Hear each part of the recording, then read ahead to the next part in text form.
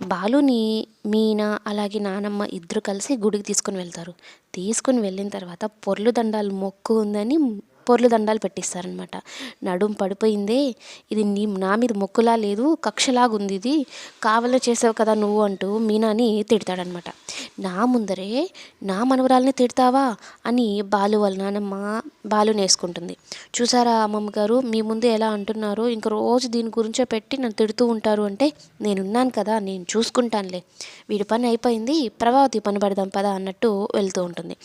ప్రభావతి మీనా ఉదయం నుంచి పని చేయలేదని, గుడికి వెళ్ళిందని, తిరగడానికి వెళ్ళింది అంటూ తిడుతూ, ఇంట్లో పనులన్నీ ఎవరు చేస్తాడు, వంట ఎవరు చేస్తారు అంటూ మీనాని తిడుతూ ఉంటే, బాలు వాళ్ళ నానమ్మ వెళ్ళి, నీ కోడలు ఏమైంది, ఈరోజు సెలవే కదా, పోయి చేయొచ్చు కదా, అయినా పెద్ద కోడలే వంట చేయాలి అని బలవంతంగా రోహిణిని రప్పించి గారెలు వేయించాలని చూస్తుంది.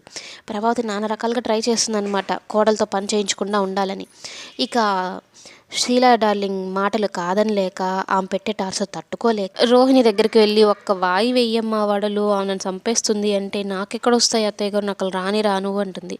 ఇక మొత్తం మీద బతిలాడుకొని మీ రోహిణితోని పని చేయిస్తుంది. బాలు వాళ్ళ నానమ్మ రావడం మీనాకి కొంచెం ప్లస్ పాయింట్. ఎందుకంటే ఈ ప్రభావతి టార్చర్ కొంచెం తగ్గుతుంది, ఇంట్లో పనులు కొంచెం తగ్గుతాయి, బాలు కొంచెం ప్రేమగా ఉంటాడు.